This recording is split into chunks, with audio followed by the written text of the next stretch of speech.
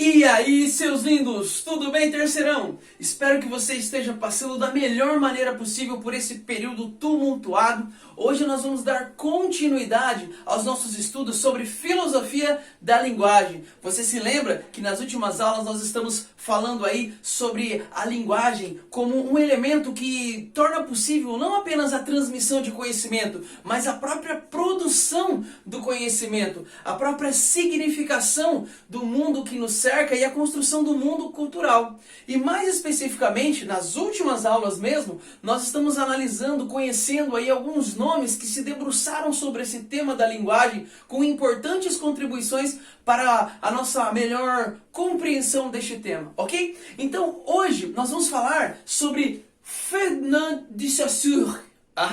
O meu francês nipônico aqui é maravilhoso. Esse importante estudioso, ele é um suíço que nasceu em 1857 e morreu em 1913. A sua principal obra, eu tenho ela aqui nas minhas mãos. Você quer ver? Com o poder, eu vou fazer uma mágica que vou fazer ela surgir na minha mão. Presta atenção. 3, 2, 1 e... aqui está! Olha só, essa obra, o curso de Linguística Geral, é uma obra póstuma. O que isso quer dizer? Quer dizer que ele não publicou durante a sua vida. Na verdade, alguns alunos reuniram ali material das suas aulas e acabaram, depois da morte do Saussure, francês nipônico, publicando então essa importante obra. E mesmo nesses tempos de obras digitais aí, né, eu tenho uma cópia física aqui nas minhas mãos deste importante livro. Mas, para falar um pouquinho, fazer um resumo do que tem nesse livro aqui, eu vou fazer ele desaparecer mais uma vez. Atenção! 3, 2, 1 e... Maravilha! Bom, vamos continuar então. Olha só, o Saussure entende antes de falar qualquer coisa, esse camarada ele é extremamente importante porque ele é um dos grandes responsáveis por tornar a linguística um campo autônomo de pesquisa. O que é a linguística? Exatamente essa área do saber que se debruça sobre o estudo da língua, da linguagem, da expressão falada, da expressão escrita no que se refere à linguagem. E só um detalhe, ele classifica a linguística como um dos campos da semiótica. A semiótica ou a semiologia é o campo de estudos que busca compreender todos os signos, todos os significados, tudo aquilo que é produzido pela cultura humana. Então, sempre que nós produzimos um símbolo ou que nós damos significado para alguma coisa, para entendermos melhor essa produção, isso aí nós temos o campo da semiologia. E a linguística faz parte desse campo, porque a linguagem é um dos aspectos da produção humana, ok? Então, vamos lá acompanhar esse trajeto aí que o Saussure vai fazer para nós conhecermos um pouquinho mais do desenvolvimento da linguística. Vamos lá então? Olha só. Primeiramente, ele percebe três fases para nós chegarmos até a linguística. Primeiro ponto, ele fala, olha, foi importante o desenvolvimento da gramática. Por quê? A gramática, ela é uma ciência normativa, ou seja, ela cria regras para o desenvolvimento da linguagem. Isso é certo, isso é errado. Então, seja menos, não seja menos, coisa desse tipo, assim, usar menos e não menos, esses aspectos aí. Por exemplo, aqui eu estou usando um caso específico da língua portuguesa, ok? Então a gramática, ela é normativa. Um segundo passo aí para o desenvolvimento da linguística é a filologia. O que é a filosofia? Filosofia não, a filologia. A filologia é um campo de estudos que vai aprofundar um pouco mais. Por quê? O filólogo, ele busca compreender a língua humana a partir dos textos escritos. Então, interpretando esses textos, o seu significado, comparando com outros textos e buscando entender os conceitos que foram construídos, como esses conceitos foram construídos. Percebeu? Então você vai além de apenas buscar normas de certo e errado. Você vai tentar compreender os conceitos e como eles foram construídos a partir da análise, da crítica, da interpretação dos textos e da comparação com outros textos também. Só que é o seguinte, o Saussure, ele afirma que a grande falha da filologia é se debruçar demais sobre os textos escritos e se esquecer da língua falada. Porque nós, seres humanos, antes mesmo de aprendermos a escrever, nós aprendemos a falar. A língua é a nossa maior forma, a língua falada é a nossa maior forma de expressão.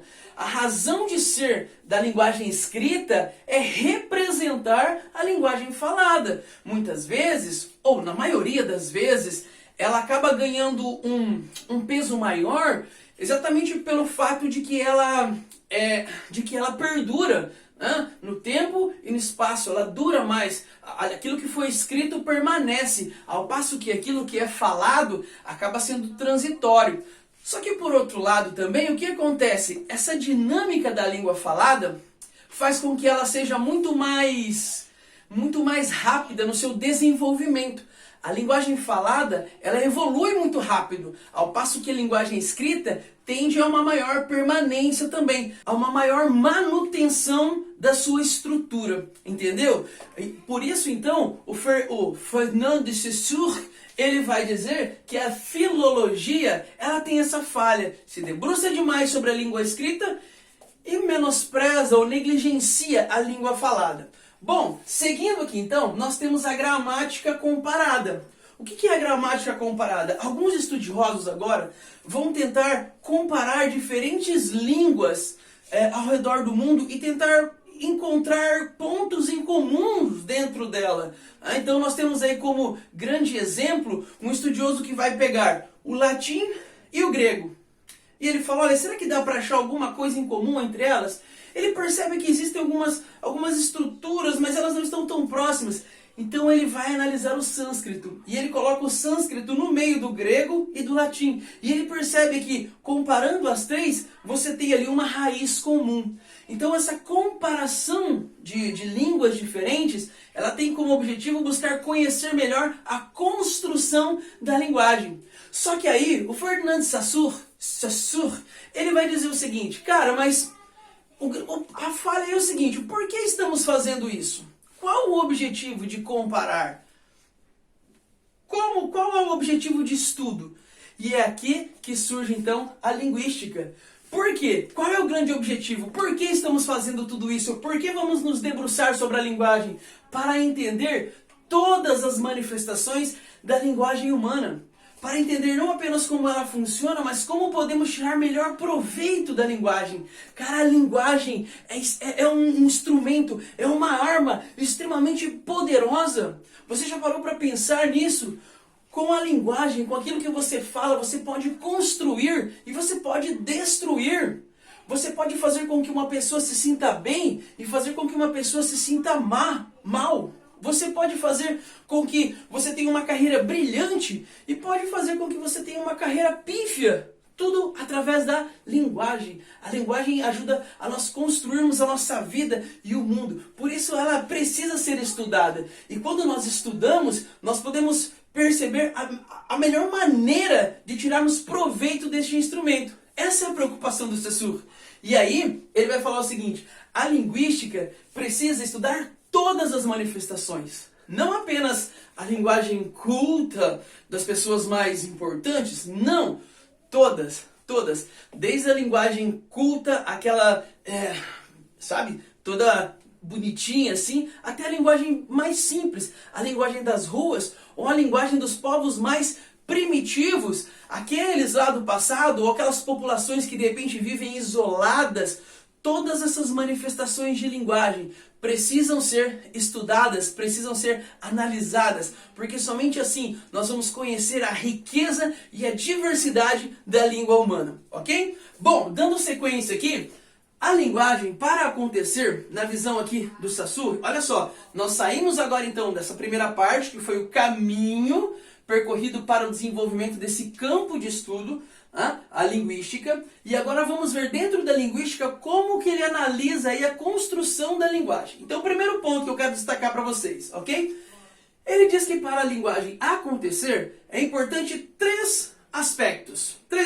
O primeiro é o aspecto psíquico, ou seja, quando você tem um pensamento, você tem uma construção de uma imagem mental. Ou seja, isso aí basicamente é psíquico, né? Aqui no seu cérebro, através da sua psique, você vai construir essa imagem. E essa imagem, ela tem um correspondente sonoro. Um correspondente sonoro. Mas no primeiro momento, esse correspondente, ele está aqui, ó, no seu cérebro. O que acontece? O seu cérebro vai mandar, então, uma série de impulsos para os seus órgãos, e eles vão produzir aqui, ó, aqui, quando você abre a sua boca, as suas cordas vocais, elas obedecem o seu cérebro e produzem uma certa vibração. Então o que acontece? Aqui você está usando um meio fisiológico, ou seja, a sua boca, as suas cordas vocais. E assim você propaga no ar algumas ondas sonoras. Aqui eu estou falando do meio físico,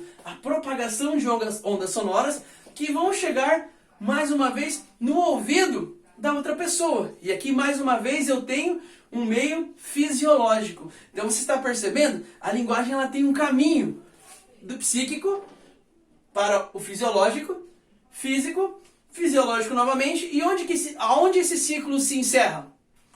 Aqui no psíquico mais uma vez. Está percebendo? Então do psíquico para o psíquico, passando por este caminho aqui. Importante destacar para vocês também é o seguinte, a estrutura da linguagem. O Saussure, ele vai afirmar que existem dicotomias que são importantes para nós compreendermos a linguagem. Então, quais são elas? Olha só. Primeiro, vou destacar aqui a questão do significante e significado. O que é o significante? É o corpo daquilo que você fala. Então, esse som, olha só, elefante. Quando eu falo elefante, ele produz... nós temos aqui um som que é produzido. Então esse aí é o corpo, O que é o significado? É aquilo que vem junto com o som. Então quando você ouve a palavra elefante, você forma na sua mente uma imagem. E essa imagem é o significado que vem junto com este som que você conseguiu captar através dos seus ouvidos. Percebeu? Então, significante, o corpo, o som em si, batata. E a imagem que formou aí no seu cérebro, esse é o significado que esse som carrega consigo. Você percebe que, é claro, para que você consiga compreender esse som, você precisa estar inserido dentro deste pacote linguístico. Você precisa conhecer a língua que está sendo falada. E aqui a gente entra num outro ponto. Olha só, a língua é um aspecto social da linguagem, ao passo que a fala é um aspecto individual. Como assim, professor? A língua ela é social. Português, inglês. No Brasil, todos nós falamos português. É um aspecto social. O aspecto individual é a fala. Como eu vou me dirigir a outra pessoa? Cada indivíduo faz isso de uma forma toda particular. Então, se eu entregar um objeto para você, eu vou dizer assim, descreva esse objeto. Você vai descrever para mim, utilizando a linguagem, a língua, você vai utilizar a língua portuguesa. E eu vou compreender, porque esse é um aspecto social. Mas se eu pedir para você descrever, você vai utilizando a sua fala individual, você vai descrever de uma forma. O outro indivíduo vai descrever de uma outra forma. Percebeu? Ambos estão usando a língua portuguesa, mas cada um está utilizando a sua fala individual. Está descrevendo a partir das suas experiências, a partir da sua própria visão de mundo. Beleza? Galera, então este aqui foi o Ferdinand de Saussure, esse importante estudioso suíço que ajuda a desenvolver não apenas a linguagem como campo de estudo, mas ele estabelece ali alguns padrões e uma estrutura, nos ajuda a entender melhor como se estrutura o desenvolvimento da linguagem. Beleza? Um grande beijo no seu coração, ficamos por aqui e até a próxima aula, seus lindos!